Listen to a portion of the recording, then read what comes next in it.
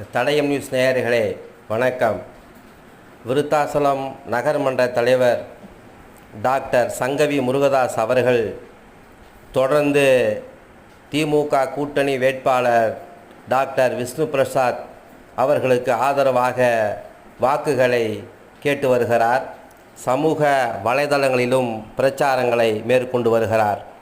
இந்நிலையில் நகர திமுக செயலாளர் தண்டபாணி உள்ளிட்ட திமுகவினர் நகர்மன்ற தலைவர் டாக்டர் சங்கவி முருகதாஸ் தலைமையில் விருத்தாசலம் நகரத்தில் உள்ள முக்கிய வீதிகள் வழியாக சென்று பொதுமக்களிடத்திலேயும் வணிகர்களிடத்திலேயும் திமுக கூட்டணி காங்கிரஸ் வேட்பாளர் டாக்டர் விஷ்ணு பிரசாத் அவர்களுக்கு கை சின்னத்திலே வாக்குகளை சேகரித்து வருகின்றனர். நன்றி, வணக்கம்.